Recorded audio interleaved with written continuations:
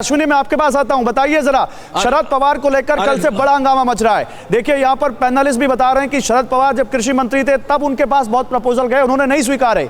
आज जो बात वो 10 साल पहले कह रहे थे क्योंकि विपक्ष में इसलिए उसका विरोध कर रहे हैं, महाराष्ट्र में लेकर इसको लेकर क्या बज़ है?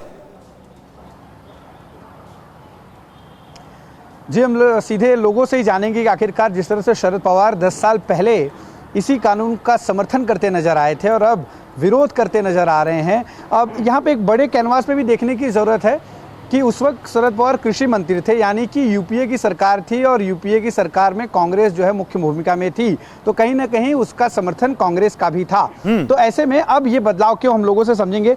आपसे जानना चाहूँगा कि जिस तरह से शरद पवार ने पहले इसका समर्थन किया 10 साल पहले और अब पूरी तरह से यू टर्न करते नजर आ रहे हैं, किसान के आंदोलन को पॉलिटिकल तरीके से देख रहे हैं, इस पर क्या नजरिया है आपका? देखिए, राजनीति और सिर्फ राजनीति करने का ये तरीका है।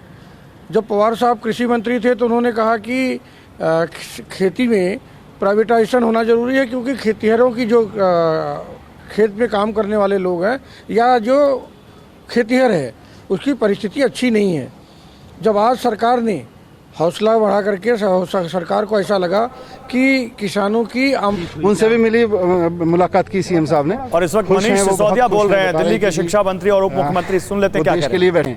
मतलब वो किसान कह रहे हैं कि हम बहुत अच्छे बैठे हैं, कोई दिक्कत नहीं। एक सवाल सर, कई पार्टी सपोर्ट कर रही है कल भारत बंद को, आपको लग रहा है पॉलिटिसाइजेशन हो रहा है फार्मर्स? नहीं, किसानों को अगर प्रॉब्लम है तो सारी पॉलिटिकल पार्टीज को सामने आना चाहिए। देखिए, किसानों के मुद्दे पर क्या सियासत हो रही है, इस मुद्दे पर बचकर निकलते हुए मनीष सिसोदिया। लेकिन सीधे चलते हैं लखनऊ। हमारे साथ इस वक्त मनीष यादव लखनऊ से जुड़ रहे हैं। अखिलेश यादव आज कन्नौज जाने वाले थे, प्रशासन ने उनको रोकने के लिए हैवी बैरिकेडिंग के इंतजाम किए, कुछ कार्यकर्ताओं को हिरासत में भी लिया गया है। तो सियासत तो मुंबई से लेकर लखनऊ तक हो रही है मनीष।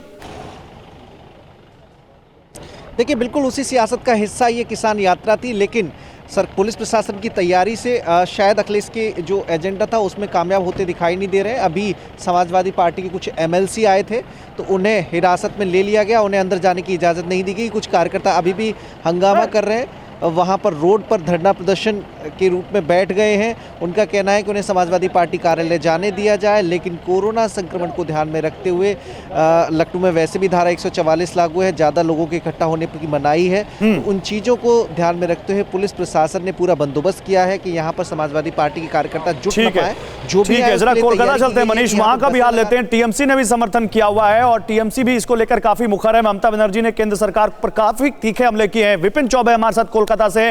कोलकाता में बताइए लोगों की क्या सोच है। विपिन, क्या लोग वहां सोचते हैं कि वाकई इस पर पॉलिटिक्स हो रही है? देखिए, साफ तौर पर राजनीति हो रही है और आप जानते हैं कि पिछले 12 दिनों से किसानों का आंदोलन चल रहा है और लगभग 10 दिन बाद तमाम राजनीतिक दल जागे हैं। और जागने की वजह यह है कि वो देख रहे हैं कि सत्ताधारी दल बीजेपी इस मसले पर चारों तरफ से चौतरफा घिरती जा रही है। और खासकर अगर बात पश्चिम बंगाल की गिरे तो पश्चिम बंगाल सरकार के नाक में दम करने वाली बीजेपी को घेरने का मौका मिला है टीएमसी सरकार को।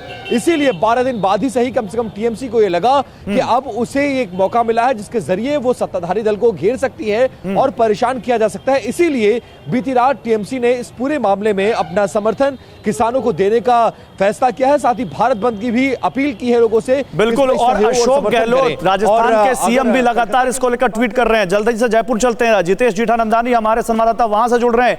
जितेश, बताइए वहां पर क्या देख पा रहे हैं आप?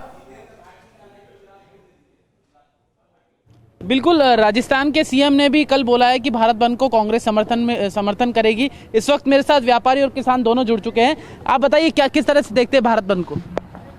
देखिए, जो भारतवर्ष का जो इन्होंने निर्णय लिया गया वो हमें किसानों के हिसाब से तो गलत है, क्योंकि किसानों की जो कच्ची सब्जी है वो मान लो एक दिन बंद रहता है तो वो कहाँ जाएंगे बेचारे किसान उसको बेचने के लिए, कितने लाखों रुपए का नुकसान हो जाए किसानों को।